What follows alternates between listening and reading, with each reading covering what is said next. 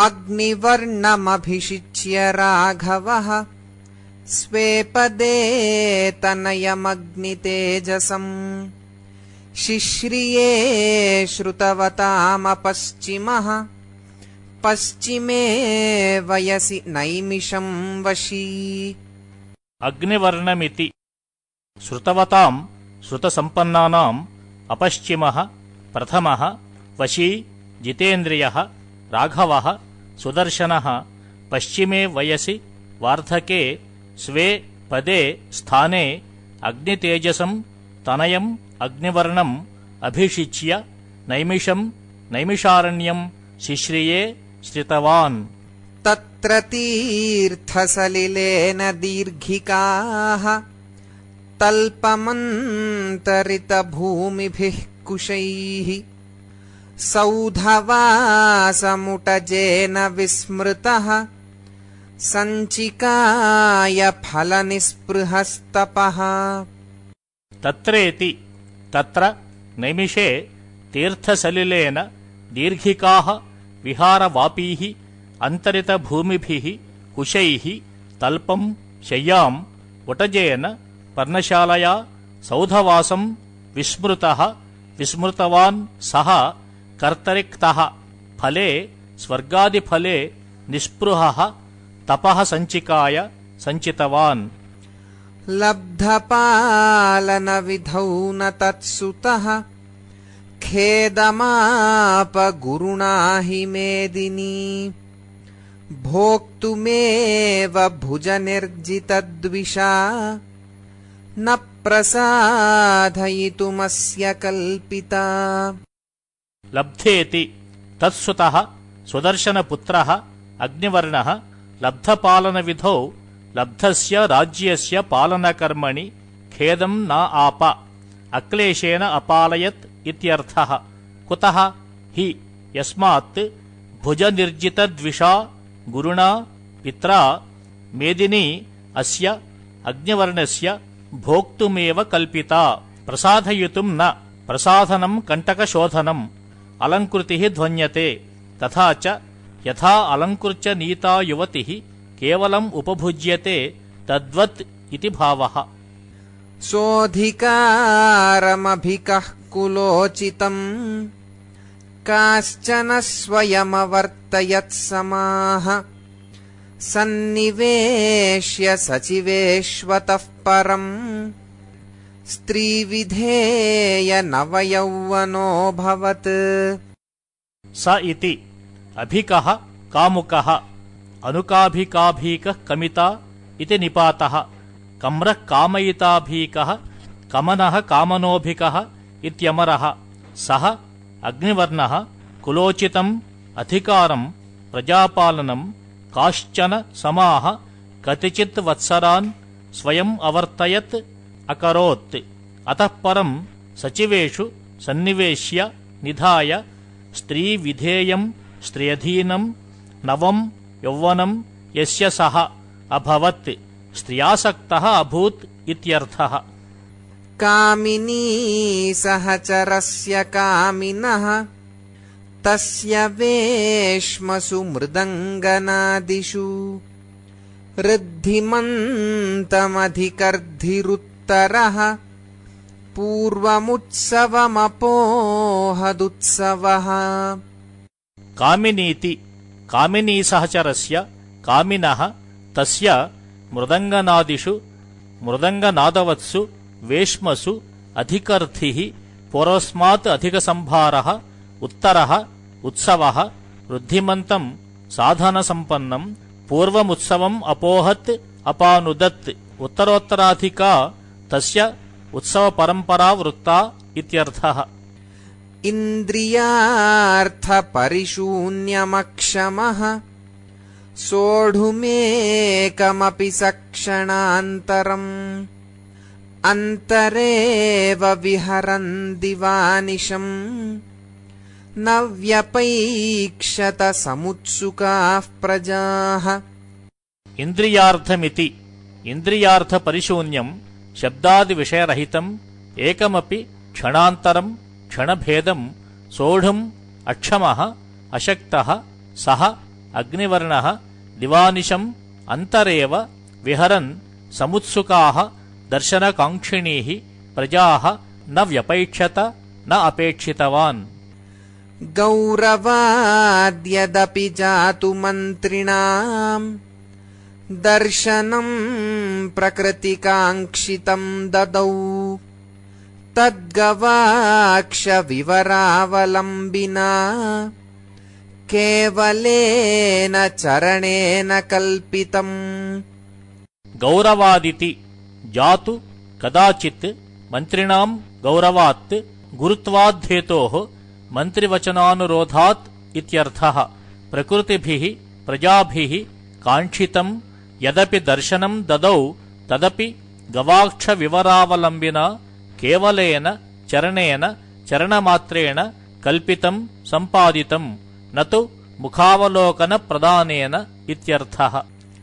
तम् कृतप्रणतयोऽनुजीविनः कोमलात्मनखरागरूषितम् भेजिरेनवदिवाकरातपस्पृष्टपङ्कजतुलाधिरोहणम्।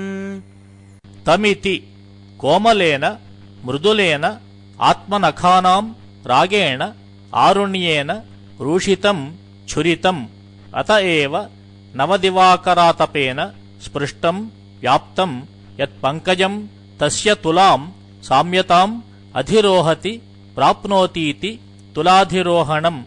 तम् चरणम् अनुजीविनः कृतप्रणतयः कृतनमस्काराः सन्तः भेजिरे शिशेविरे। यौवनोन्नतविलासिनीस्तनक्षोभलोलकमलाश्च दीर्घिकाः गूढमोहनगृहास्तदम्बुभिः सव्यगाहतविगाढमन्मथः। यौवनेति विगाढमन्मथः प्रौढमदनः सः अग्निवर्णः यौवनेन हेतुना उन्नतानाम् विलासिनीस्तनानाम् क्षोभेण आघातेन लोलानि चञ्चलानि कमलानि यासाम् ताः तदम्बुभिः तासाम् दीर्घिकाणाम् अम्बुभिः गूढानि अन्तरितानि मोहनगृहाणि स्वरतभवनानि यासु ताश्च दीर्घिकाः व्यगाहत। स्त्रीभिः सह दीर्घिकासु विजहार इत्यर्थः।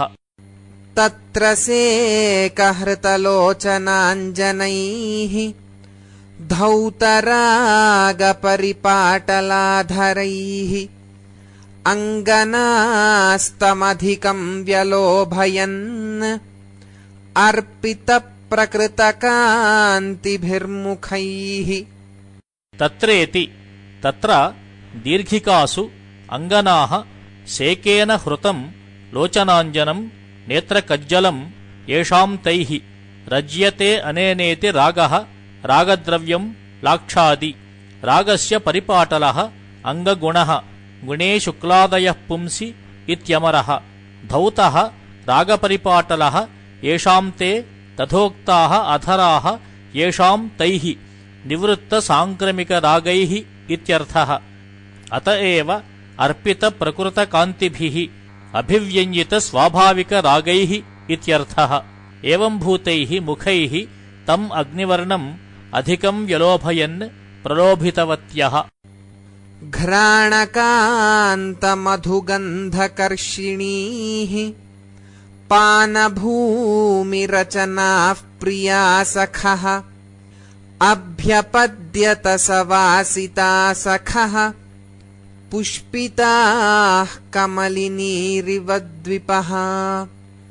घ्राणेति प्रियासखः सः अग्निवर्णः घ्राणकान्तेन घ्राणतर्पणेन मधुगन्धेन कर्षिणीः मनोहारिणीः रच्यन्त इति रचनाः पानभूमयः एव रचनाः रचिताः पानभूमयः इत्यर्थः। वासितासखः करिणीसहचरः वासिता स्त्रीकरिण्योश्च इत्यमरः। द्विपः पुष्पिताः कमलिनीरिव अभ्यपद्यत अभिगतः।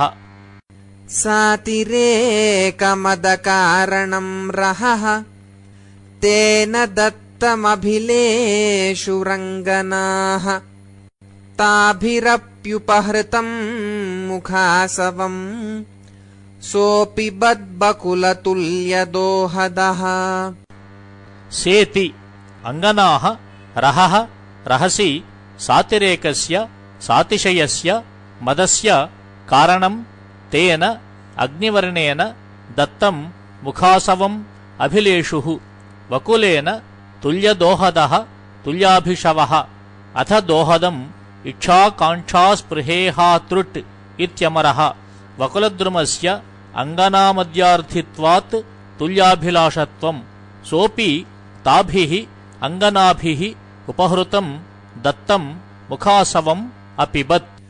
अङ्कमङ्कपरिवर्तनोचिते तस्य निन्यतुरशून्यतामुभे वल्लकी च हृदयङ्गमस्वना वल्गुवागपि च वामलोचना अंकेति अंकपरिवर्तनोचिते उत्संगविहारार्हे उभे तस्य अग्निवर्णस्य अंकम् अशून्यताम् पूर्णताम् निन्यतुः के उभे हृदयङ्गमस्वना मनोहरध्वनिः वल्लकी वीणा च वल्गुवाक् मधुरभाषिणी वामलोचना कामिन्यपि च हृदयम् गच्छतीति हृदयङ्गमः खच् प्रकरणे गमेः सुपि उपसंख्यानात् खच् प्रत्ययः अंकाधिरोपितयोः वीणा वामाक्ष्योः वाद्यगीताभ्याम् अरंस्त इत्यर्थः स स्वयं प्रहतपुष्करः कृती लोलमाल्यवलयो हरन्मनः नर्तकीरभिनयातिलङ्घनीः पार्श्ववर्तिषु गुरुष्वलज्जयत् स इति कृती कुशलः स्वयं प्रहतपुष्करः वादितवाद्यमुखः लोलानि माल्यानि वलयानि च यस्य सः तथोक्तः मनः हरन् नर्तकीनामिति शेषः सः अग्निवर्णः अभिनयातिलङ्घिनीः अभिनयेषु स्खलन्तीः इत्यर्थः नर्तकीः विलासिनीः शिल्पिनिष्वुन् इति श्वुन् प्रत्ययः षिद् गौरादिभ्यश्च इति ङीष् नर्तकी लासिके समे इत्यमरः गुरुषु नाट्याचार्येषु पार्श्ववर्तिषु समीपस्थेषु सत्स्वेव अलज्जयत् लज्जाम् अगमयत् चारुनृत्यविगमे च तन्मुखम् स्वेदभिन्नतिलकम् परिश्रमात् प्रेमदत्तवदनानिलः पिबन् अत्यजीवदमरालकेश्वरौ चार्विति किञ्च चारु सुन्दरम् नृत्यविगमे लास्यावसाने परिश्रमात् नर्तनप्रयासात् स्वेदेन भिन्नतिलकम् विशीर्णतिलकम् तन्मुखम् नर्तकीमुखम् प्रेम्णा दत्तवदनानिलः प्रवर्तितमुखमारुतः पिबन् अमराणाम् अलकायाश्च ईश्वरौ इन्द्रकुबेरौ अत्यजीवत् अतिक्रम्य अजीवत् ततोऽपि उत्कृष्टजीवितः आसीत् इत्यर्थः इन्द्रादेरपि दुर्लभम् ईदृशम् सौभाग्यम् इति भावः तस्य सावरणदृष्टसन्धयः काम्यवस्तुषु नवेषु सङ्गिनः वल्लभाभिरुपसृत्य चक्रिरे सामिभुक्तविषयाः समागमाः तस्येति उपसृत्य अन्यत्र गत्वा नवेषु नूतनेषु काम्यवस्तुषु शब्दादिषु इन्द्रियार्थेषु सङ्गिनः आसक्तिमतः सतः तस्य सावरणाः प्रच्छन्नाः दृष्टाः प्रकाशाश्च सन्धयः साधनानि येषु ते समागमाः सङ्गमाः वल्लभाभिः प्रेयसीभिः सामिभुक्तविषयाः अर्धभुक्तेन्द्रियार्थाः चक्रिरे यथेष्टम् भुक्तश्चेत्तर्हि अयम् निःस्पृहः सन् अस्मत्समीपं न आयास्यतीति भावः। अत्र गोनर्दीयः सन्धिर्द्विविधः सावरणः प्रकाशश्च। सावरणः भिक्षुक्यादिना, प्रकाशः स्वयम् उपेत्य केनापि इति। इतः स्वयम् उपसृत्य विशेषार्थं तत्र स्थितः अनुपजापं स्वयं सन्धेयः इति वात्स्यायनः। अन्यत्र गतं कथञ्चित् सन्धाय पुनः उपगमाय अर्धोपभोगेन अनिवृत्ततृष्णं चक्रुः इत्यर्थः। अङ्गुलीकिसलयाग्रतर्जनम् भ्रूविभङ्गकुटिलं च वीक्षितम् मेखलाभिरसकृच्च बन्धनम् वञ्चयन् प्रणयिनीरवापसः। अंगुलीति सः अग्निवर्णः प्रणयिनीः प्रेयसीः वञ्चयन् अन्यत्र गच्छन् अंगुल्यः किसलयानि तेषाम् अग्राणि तैः तर्जनं भर्त्सनं भ्रूविभङ्गेन भ्रूभेदेन कुटिलं वक्रं वीक्षितं वीक्षणं च असकृत् मेखलाभिः बन्धनं च अवाप अपराधिनः दण्ड्याः इति भावः। तेन दूतिविदितं निषेदुषा पृष्ठतः सुरतवाररात्रिषु शुश्रुवे प्रियजनस्य कातरम् विप्रलम्भपरिशङ्किनो वचः। तेनेति सुरतस्य वारः वासरः तस्य रात्रिषु दूतीनां विदितं यथा तथा पृष्ठतः प्रियजनस्य पश्चाद्भागे निषेदुषा तेन अग्निवर्णेन विप्रलम्भपरिशङ्किनः विरहशङ्किनः प्रियश्च असौ जनश्च प्रियजनः तस्य कातरं वचः प्रियानयनेन मां पाहि इत्येवमादि दीनवचनं शुश्रुवे। लौल्यमेत्यगृहिणी परिग्रहात् नर्तकीष्वसुलभासु तद्वपुः वर्तते स्म स कथञ्चिदालिखन् अंगुलीक्षरणसन्नवर्तिकः। लौल्यमिति गृहिणी परिग्रहात् राज्ञीभिः समागमाद्धेतोः नर्तकीषु वेश्यासु असुलभासु दुर्लभासु सतीषु लौल्यम् औत्सुक्यम् एत्य प्राप्य अंगुल्योः क्षरणेन स्वेदनेन सन्नवर्तिकः विगलितशलाकः सः अग्निवर्णः तासां नर्तकीनां वपुः तद्वपुः आलिखन् कथञ्चित् वर्तते स्म अवर्तत। प्रेम गर्वित विपक्षमत्सरात् आयताच्च मदनान्महीक्षितम् निन्युरुत्सव विधिच्छलेन तम् देव्य उज्झितरुषः कृतार्थताम्। प्रेमेति प्रेम्णा स्वविषयेण प्रियस्य अनुरागेण हेतुना गर्विते विपक्षे सपत्नजने मत्सरात् वैरात् आयतात् प्रवृद्धात् मदनाच्च हेतोः देव्यः राज्ञः उज्झितरुषः त्यक्तरोषास्सत्यः तम् महीक्षितम् उत्सवविधिच्छलेन महोत्सवकर्मव्याजेन कृतः अर्थः प्रयोजनं येन सः कृतार्थः तस्य भावः तत्ताम् निन्युः मदनमहोत्सवव्याजात् नीतेन तेन स्वमनोरथम् कारयामासुः इत्यर्थः। प्रातरेत्यपरिभोगशोभिना दर्शनेन कृतखण्डनव्यथाः प्राञ्जलिः प्रणयिनीः प्रसादयन् सोऽदुनोत्प्रणयमन्थरः पुनः।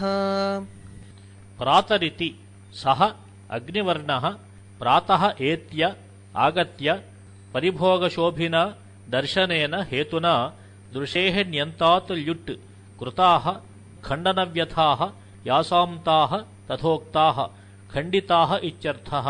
तदुक्तम् ज्ञातेन्यासङ्गविकृते खण्डितेर्ष्याकषायिता इति प्रणयिनीः प्राञ्जलिः प्रसादयन् तथापि प्रणयमन्थरः प्रणयेन नर्तकीगतेन मन्थरः अलसः तत्र शिथिलप्रयत्नः सन् इत्यर्थः पुनः अदुनोत् पर्यतापयत् स्वप्नकीर्तितविपक्षमङ्गनाः प्रत्यभैत्सुरवदन्त्य एव तम् प्रच्छदान्तगलिताश्रुबिन्दुभिः क्रोधभिन्नवलयैर्विवर्तनैः स्वप्नेति स्वप्ने कीर्तितः विपक्षः सपत्नजनः येन तम् अग्निवर्णम् अवदन्त्यः एव त्वया गोत्रस्खलनं कृतम् इति अनुपालम्भमानाः एव अङ्गनाः स्त्रियः प्रच्छदस्य आस्तरणपटस्य अन्ते मध्ये गलिताः अश्रुबिन्दवः येषु तैः क्रोधेन भिन्नानि भग्नानि वलयानि येषु तैः विवर्तनैः पराग्विलम्बनैः प्रत्यभैत्सुः प्रतिचक्रुः तिरश्चक्रुः इत्यर्थः क्लृप्तपुष्पशयनान् लतागृहान् एत्यदूतिकृतमार्गदर्शनः अन्वभूत्परिजनाङ्गनारतम् सोऽवरोधभयवेपथूत्तरम् क्लृप्तेति सः अग्निवर्णः दूतिभिः कृतमार्गदर्शनः सन् क्लृप्तपुष्पशयनान् लतागृहान् एत्य अवरोधात् अन्तःपुरजनात् भयेन यः वेपथुः कम्पः तदुत्तरं तत्प्रधानं यथा तथा परिजनाङ्गनारतं दासीरतम् अन्वभूत् परिजनश्च असौ अङ्गना चेति विग्रहः अत्र ङीवन्तस्यापि दूतीशब्दस्य छन्दोभङ्गभयात् ह्रस्वत्वं कृतम् अपिमाशं वशं कुर्यात् छन्दोभङ्गं त्यजेत् गिराम् इत्युपदेशात् नामवल्लभजनस्य ते मया प्राप्य भाग्यमपि तस्य काङ्क्ष्यते लोलुपं ननु मनो ममेति तम् गोत्रविस्खलितमूचुरङ्गनाः नामेति मया ते वल्लभजनस्य प्रियजनस्य नाम प्राप्य तन्नाम्ना आह्वानं लब्ध्वा तस्य त्वद्वल्लभजनस्य यद्भाग्यं तत्परिहासकारणमिति शेषः तदपि काङ्क्ष्यते ननु बत मम मनः लोलुपं गृध्नु इति अनेन प्रकारेण अङ्गनाः गोत्रे नाम्नि विस्खलितं स्खलितवन्तं तम् अग्निवर्णम् ऊचुः गोत्रं नाम्नि कुलेचले इति यादवः तन्नामलाभे सति तद्भाग्यमपि काङ्क्षिणः मम अहो तृष्णेति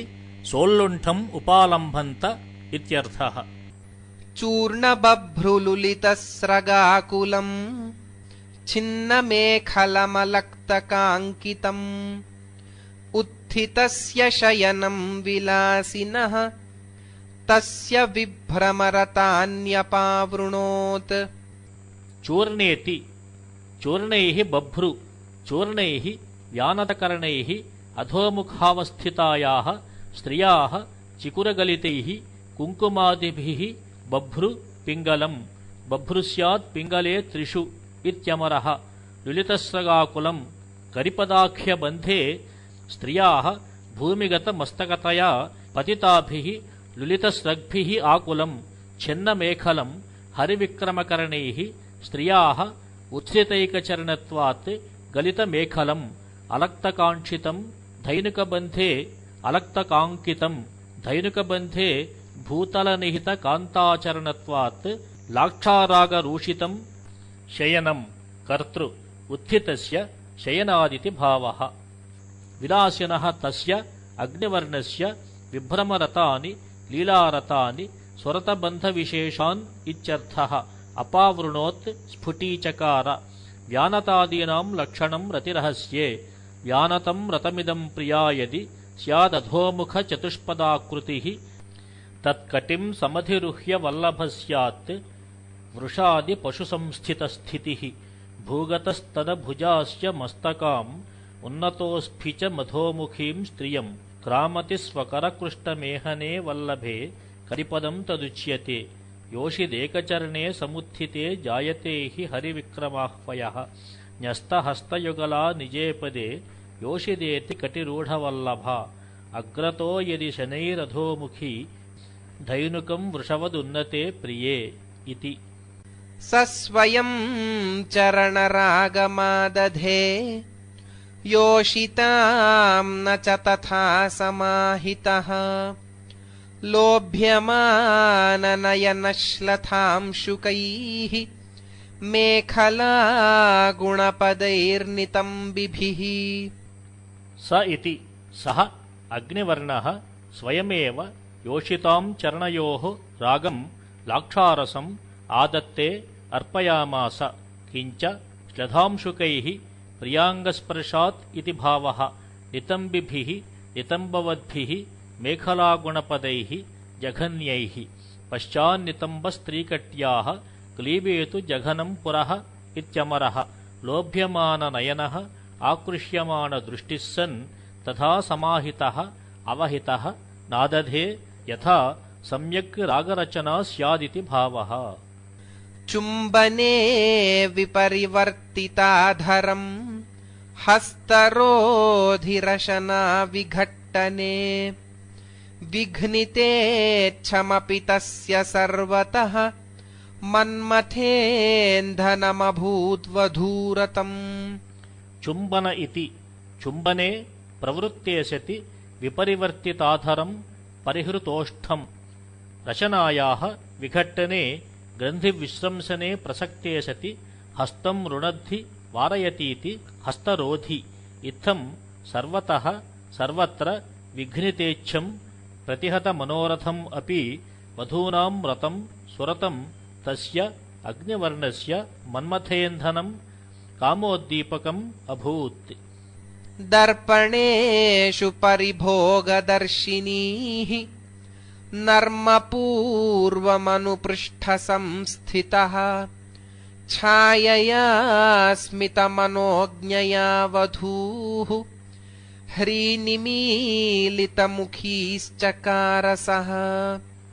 दर्पणेष्विति सः अग्निवर्णः दर्पणेषु परिभोगदर्शिनीः संभोगचिह्नानि पश्यन्तीः वधूः नर्मपूर्वं परिहासपूर्वम् अनुपृष्ठं तासां पृष्ठभागे संस्थितः सन् स्मितेन मनोज्ञया छायया दर्पणगतेन स्वप्रतिबिम्बेन ह्रीनिमीलितमुखीः लज्जावनतमुखीः चकार तम् आगतं दृष्ट्वा लज्जिताः इत्यर्थः। कण्ठसक्तमृदुबाहुबन्धनम् न्यस्तपादतलमग्रपादयोः प्रार्थयन्तशयनोत्थितं प्रियाः तं निशात्यय विसर्गचुम्बनम्। कण्ठेति प्रियाः शयनादुत्थितं तम् अग्निवर्णं कण्ठसक्तं कण्ठार्पितं मृदुबाहुबन्धनं यस्मिन् तत् अग्रपादयोः स्वकीययोः न्यस्ते पादतले यस्मिन् तत् निशात्यये विसर्गः विसृज्य गमनं तत्र यच्चुम्बनं तत्प्रार्थयन्त दुह्याच् इत्यादिना द्विकर्मकत्वम् अत्र गोनर्दीयः रतावसाने यदि चुम्बनादि प्रयुज्ययायान्मदनोऽस्य वासः इति। प्रेक्ष्य दर्पणतलस्थमात्मनः राजवेशमतिचक्रशोभिनम् पिप्रियेण स तथा यथा युवा व्यक्तलक्ष्मपरिभोगमण्डनम्। प्रेक्ष्येति युवा सः अग्निवर्णः अतिशक्रं यथा तथा शोभमानम् अतिशक्रशोभिनं दर्पणतलस्थं दर्पणसङ्क्रान्तम् आत्मनः राजवेषं प्रेक्ष्य तथा न पिप्रिये न तुतोष यथा व्यक्तलक्ष्म प्रकटचिह्नं परिभोगमण्डनं प्रेक्ष्य पिप्रिये। मित्रकृत्यमपदिश्य पार्श्वतः प्रस्थितं तमनवस्थितं प्रियाः विद्महे शठ पलायनच्छलानि अंजसेति रुरुधुः कचग्रहैः। मित्रेति मित्रकृत्यं सुहृत्कार्यम् अपदिश्य व्याजीकृत्य पार्श्वतः प्रस्थितम् अन्यतः गन्तुम् उद्युक्तम् अनवस्थितम् अवस्थातुमक्षमम् तम् अग्निवर्णम् प्रियाः हे शठ हे गूढविप्रियकारिन् गूढविप्रियकृच्छठः इति दशरूपके तव पलायनस्य छलानि अंजसा तत्त्वतः तत्त्वे त्वद्धाञ्जसा द्वयम् इत्यमरः विद्मः जानीमः विदो लटो वा इति वैकल्पिकः मादेशः इति उक्त्वा इति शेषः। कचग्रहैः केशाकर्षणैः रुरुधुः अत्र गोनर्दीयः ऋतुस्नाताभिगमने मित्रकार्ये तथापदि त्रिष्वेतेषु प्रियतमः क्षन्तव्यो वारगम्यया इति विरक्तलक्षणप्रस्तावे वात्स्यायनः मित्रकृत्यं च अपदिश्य अन्यत्र शेते इति। तस्य निर्दयरतिश्रमालसाः कण्ठसूत्रमपदिश्य योषितः अध्यशेरत बृहद्भुजान्तरम् पीवरस्तनविलुप्तचन्दनम्। तस्येति निर्दयरतिश्रमेण अलसाः निश्चेष्टाः योषितः कण्ठसूत्रम् आलिङ्गनविशेषम् अपदिश्य व्याजीकृत्य पीवरस्तनाभ्याम् विलुप्तचन्दनम् प्रमृष्टाङ्गरागम् तस्य अग्निवर्णस्य बृहत् भुजान्तरम् अध्यशेरत वक्षस्थले शेरते स्म। कण्ठसूत्रलक्षणम् तु यत्कुर्वते वक्षसि वल्लभस्य स्तनाभिघातम् निबिडोपगूहात् परिश्रमार्थम् शनकैर्विदग्धाः तत्कण्ठसूत्रम् प्रवदन्ति सन्तः। इदमेव रतिरहस्ये स्तनालिङ्गनमित्युक्तम्। तथा च वरसि कमितुरुच्चैरादिशन्ती वराङ्गी स्तनयुगमुपधत्ते यत् स्तनालिङ्गनम् तत् इति। संगमाय निशिगूढचारिणम् चारदूति कथितम् पुरोगताः पञ्चयिष्यसि कुतस्तमो वृतः कामुकेति चकृषुस्तमङ्गनाः। संगमायेति संगमाय सुरतार्थम् निशि गूढम् अज्ञातम् चरति इष्टगृहम् प्रति गच्छतीति गूढचारी तम् चारदूति कथितम् चरन्तीति चाराः गूढचारिण्यः ज्वलिति कसन्तेभ्यो नः इति नप्रत्ययः। चाराश्च ताः दूत्यश्च चारदूत्यः ताभिः कथितम् निवेदितम् तम् अग्निवर्णम् अङ्गनाः पुरः अग्रे गताः अवरुद्धमार्गाः सत्यः इत्यर्थः। हे कामुक तमसा वृतः गूढः सन् कुतः वञ्चयिष्यसीति उपालभ्य इति शेषः। चकृषुः स्ववासं निन्युः इत्यर्थः। योषितामुडुपतेरिवार्चिषाम् स्पर्शनिर्वृतिमसाववाप्नुवन् आरुरोह कुमुदाकरोपमाम् रात्रिजागरपरो दिवाशयः। योषितामिति उडुपतेः इन्दोः अर्चिषाम् भासाम् इव ज्वालाभासो नपुंस्यर्चिः इत्यमरः। योषिताम् स्पर्शनिर्वृतिम् स्पर्शसुखम् अवाप्नुवन् किञ्च रात्रिषु जागरपरः दिवा दिवसेषु शेते स्वपितीति दिवाशयः। अधिकरणे शेतेः इत्यच्प्रत्ययः। असौ अग्निवर्णः कुमुदाकरस्य उपमाम् साम्यम् आरुरोह प्राप। वेणुना दशनपीडिताधरा वीणया नखपदाङ्कितोरवः शिल्पकार्य उभयेन वेजिताः तम् विजिह्मनयना व्यलोभयन्। वेणुनेति दशनैः पीडिताधराः दष्टोष्ठाः दन्तपदैः नखपदैः नखक्षतैः अंकितोरवः चिह्नितोत्संगाः वणिताधरोधत्वात् अक्षमाः इत्यर्थः। तथापि वेणुना वीणया च इत्युभयेन अधरोरुपीडाकारिणा इत्यर्थः। वेजिताः पीडिताः शिल्पं वेणुवीणावाद्यादिकं कुर्वन्तीति शिल्पकार्यः गायिकाः कर्मण्यण् इत्यण् टिड्ढाणै इत्यादिना ङीप् तं विजिह्मनयनाः कुटिलदृष्टयः सत्यः स्वं चेष्टितं जानन्नपि वृथा नः पीडयतीति साभिप्रायं पश्यन्त्यः इत्यर्थः। व्यलोभयन् तथाविधालोकनमपि तस्य आकर्षकमेव अभूत् इति भावः। अंगसत्त्ववचनाश्रयं मिथः स्त्रीषु नृत्यमुपधाय दर्शयन् सप्रयोगनिपुणैः प्रयोक्तृभिः संजघर्ष सह मित्रसन्निधौ। अंगेति अंगं हस्तादि सत्वं अंतःकरणं वचनं गेयं च आश्रयः कारणं यस्य तत् अंगसत्ववचनाश्रयम् आंगिक सात्विक वाचकरूपेण त्रिविधम् इत्यर्थः। यथाह भरतः सामान्याभिनयो नाम ज्ञेयो वागंगसत्वजः इति। नृत्यम् अभिनयं मिथः रहसि स्त्रीषु नर्तकीषु उपधाय निधाय दर्शयन् सह मित्रसन्निधौ सहचरसमक्षं प्रयोगे अभिनये निपुणैः कृतिभिः प्रयोक्तृभिः अभिनयार्थप्रकाशकैः नाट्याचार्यैः सह संजघर्ष संघर्षं कृतवान्। संघर्षः पराभिभवेच्छा इतप्रभृति तस्य कृत्रिमादृषु तत्तत् ऋतूचित विहारप्रकारम् आह।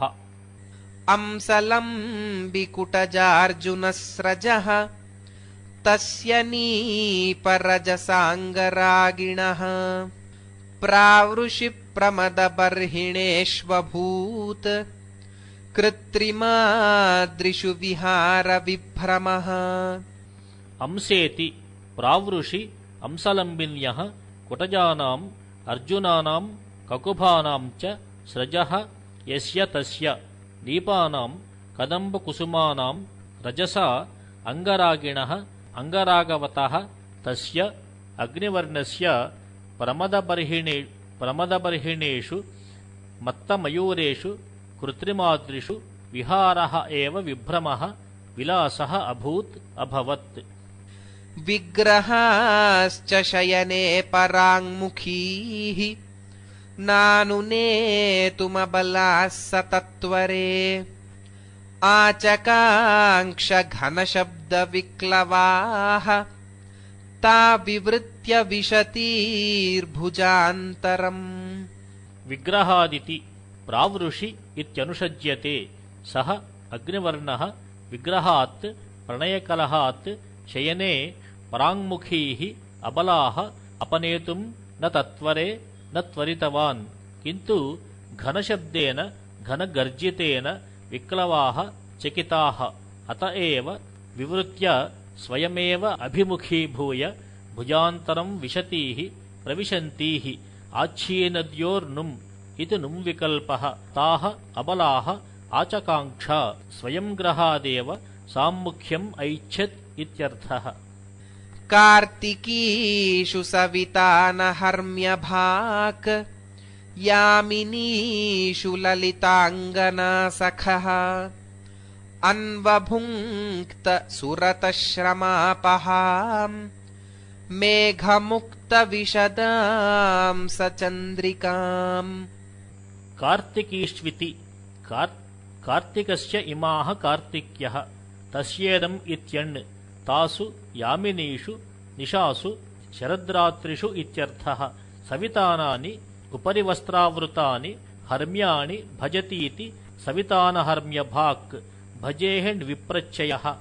हिमवारणार्थं सवितानमुक्तम्।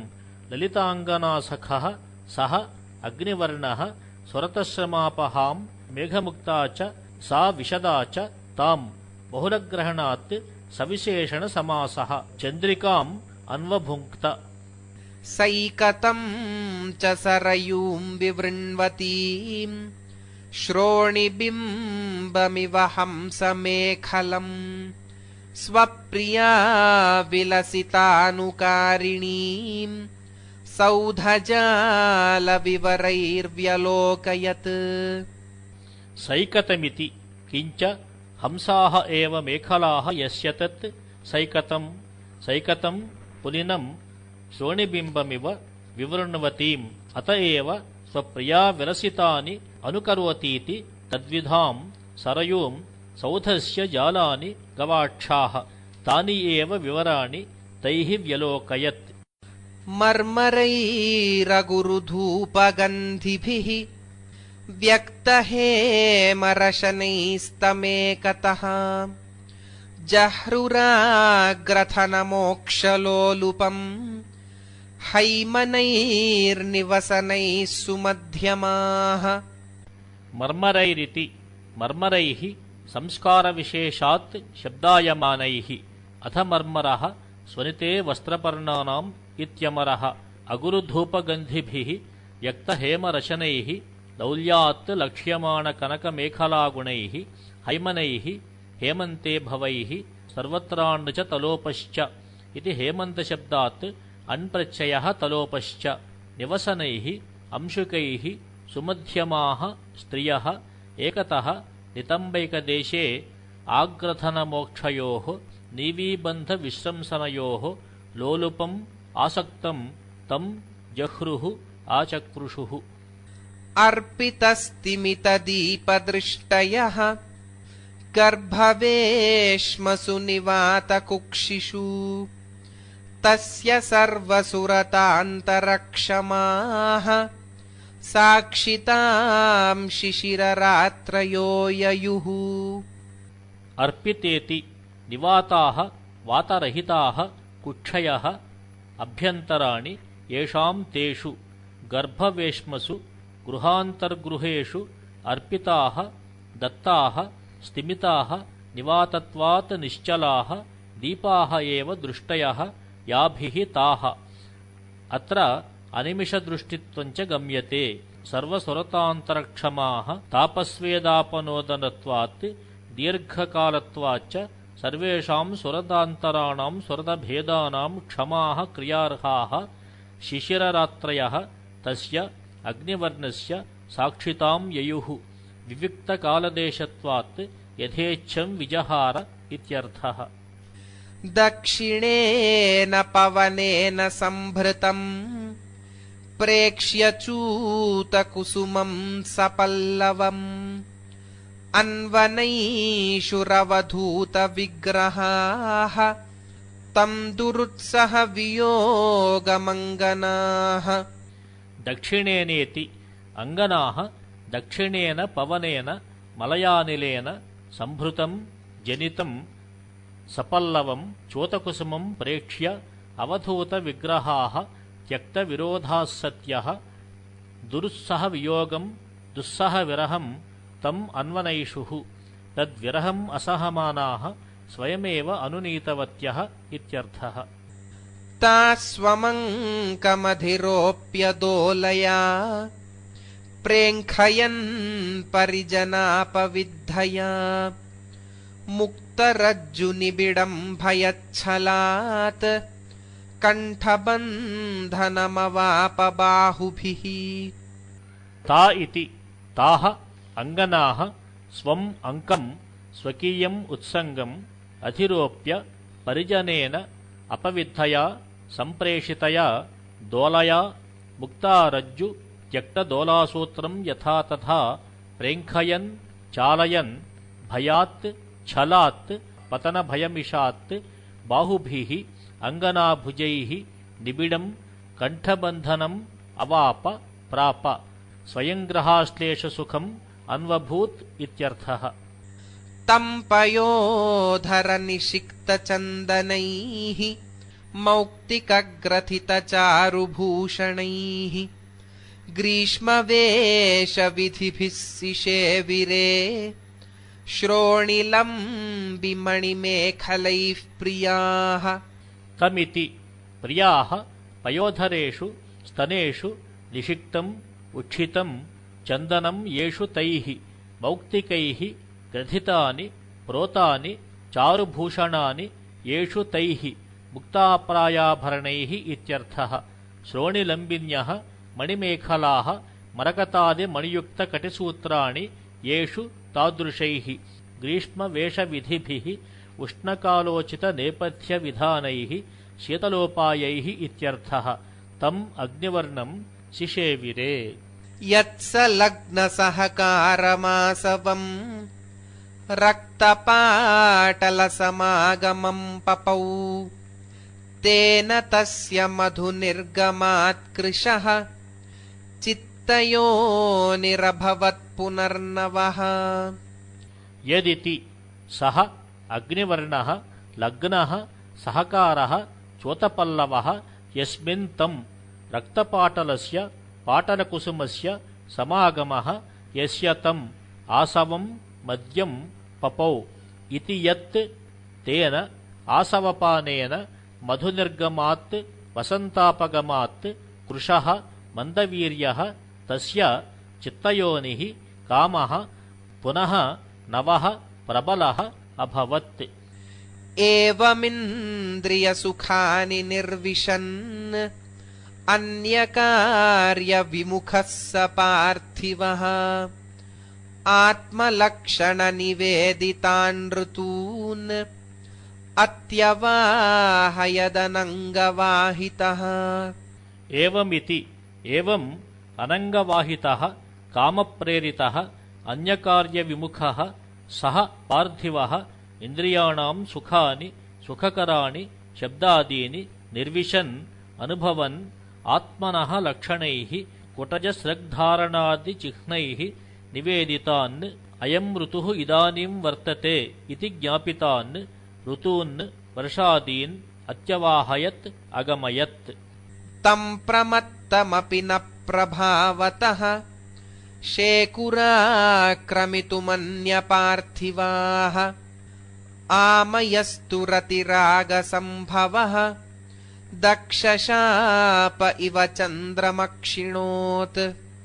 तमिति प्रमत्तम् व्यसनासक्तमपि तम् नृपम् प्रभावतः अन्यपार्थिवाः आक्रमितुम् अभिभवितुम् न शेकुः न शक्ताः। रतिरागसम्भवः आमयः व्याधिस्तु क्षयरोगः इत्यर्थः। दक्षस्य दक्षप्रजापतेः शापः चन्द्रमिव अक्षिणोत् अकर्षयत्। शापोऽपि रतिरागसम्भवः इति। अत्र दक्षः किल अन्यास्वकन्याः उपेक्ष्य रोहिण्यामेव रममाणम् राजानम् सोमम् शशाप। स शापश्च अद्यापि क्षयरूपेण तम् क्षिणोतीति उपाख्यायते। दृष्टदोषमपि तन्न सोऽत्यजत् सङ्गवस्तुभिषजामनाश्रवः स्वादुभिस्तु विषयैर्हृतस्ततः दुःखमिन्द्रियगणो निवार्यते। दृष्टेति भिषजाम् वैद्यानाम् अनाश्रवः वचसि न स्थितः वचने स्थित आश्रवः इत्यमरः अविधेयः इत्यर्थः। सः दृष्टदोषमपि रोगजननादिति शेषः। तत्सङ्गस्य वस्तु सङ्गवस्तु स्त्रीमद्यादिकम् सङ्गजनकम् वस्तु नात्यजत्। तथा हि इन्द्रियगणः स्वादुभिः विषयैः हृतस्तु हृतश्चेत् ततः तेभ्यः विषयेभ्यः दुःखम् कृच्छ्रेण निवार्यते। यदि वार्येतेति शेषः दुस्त्यजाः खलु विषयाः इत्यर्थः। तस्य पाण्डुवदनाल्पभूषणा सावलम्बगमना मृदुस्वना राजयक्ष्मपरिहानिराययौ कामयानसमवस्थया तुलाम्।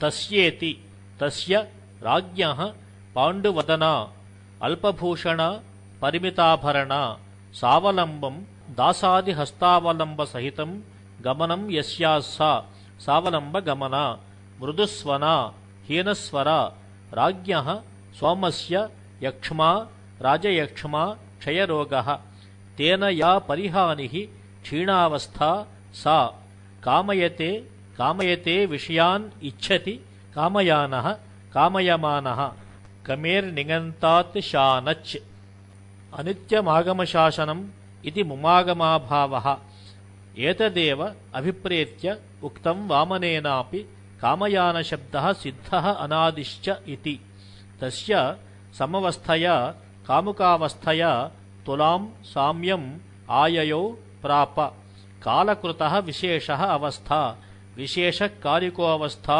इत्यमरः व्योमपश्चिमकलास्थितेन्दुवा पङ्कशेषमिव घर्मपल्वलम् राज्ञि तत्कुलमभूत्क्षयातुरे वामनार्चिरिव दीपभाजनम् व्योमेति राज्ञि क्षयातुरे सति तत्कुलं रघुकुलं पश्चिमकलायां स्थितः इन्दुः यस्मिन् तत् कलावशिष्टेन्दु व्योम वा व्योमेव वा शब्दः इवार्थे यथाह दण्डी इववत् वा यथाशब्दौ इति पङ्कशेषं घर्मपल्वलम् इव वामनार्चिः अल्पशिखं दीपभाजनं दीपपात्रम् इव अभूत् बाढमेष दिवसेषु पार्थिवः कर्म साधयति पुत्रजन्मने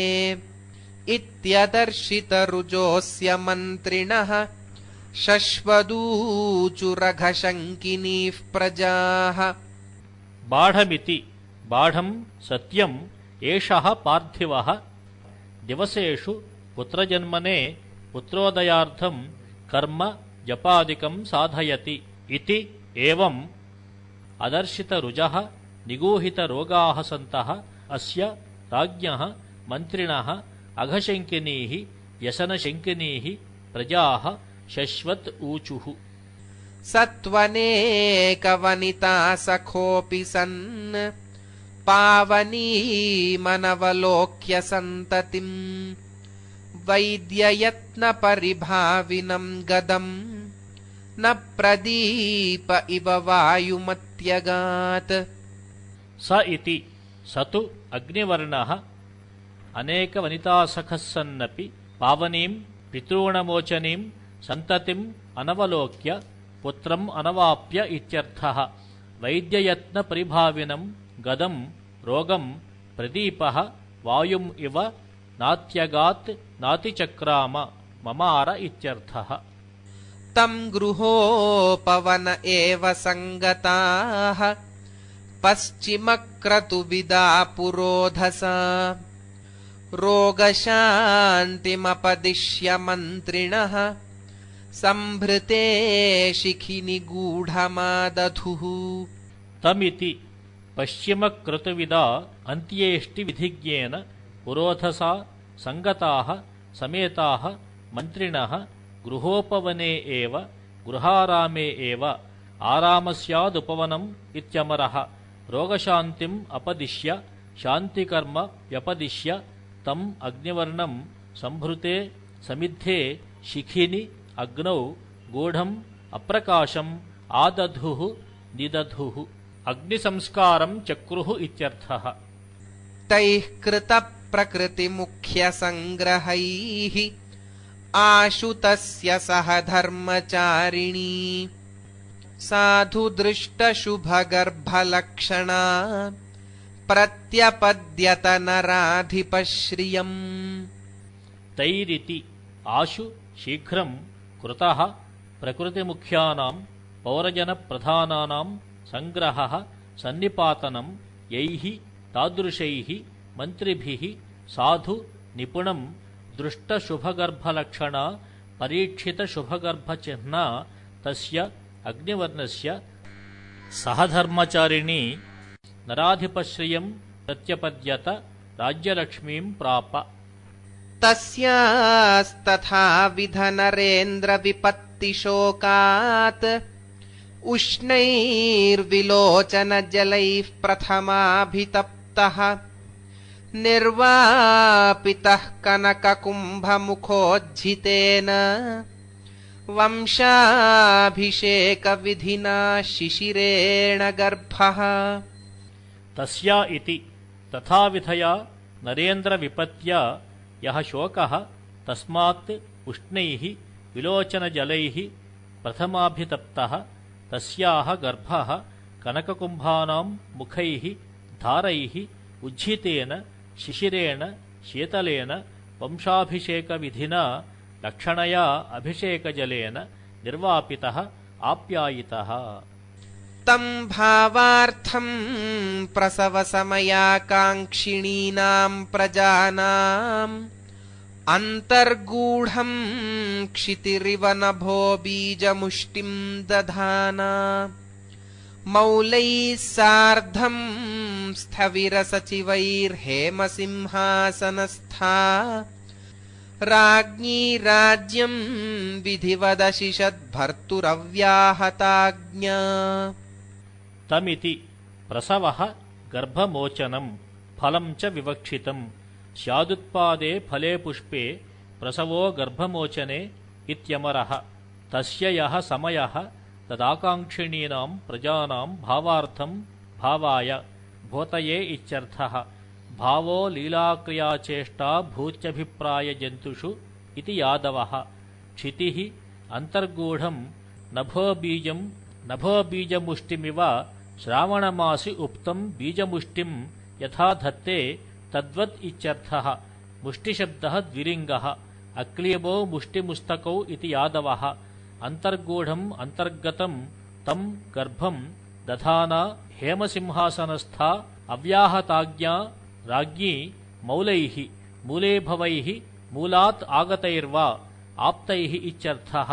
స్థవిరసచివైః వృద్ధామాత్యైః సార్ధం భర్తుః రాజ్యం విధివత్ విధ్యర్హం యథాశాస్త్రం ఇత్యర్థః. అర్హార్థే వతిప్రత్యయః అశిషత్ శాస్తి స్మ సర్తిశాస్త్యర్థిభ్యశ్చ ఇతి చిలేః అంగ్ శాస ఇదంహలోః ఇతి ఇకారః. ఇతి మహామహోపాధ్యాయ కోలాచల మల్లినాథసూరి విరచితయా సంజీవినీ సమాఖ్యయా వ్యాఖ్యయా సమేతః మహాకవి శ్రీ కాళిదాసకృతౌ రఘువంశే మహాకావ్యే అగ్నివర్ణ శృంగారో నామ 19 సర్గః.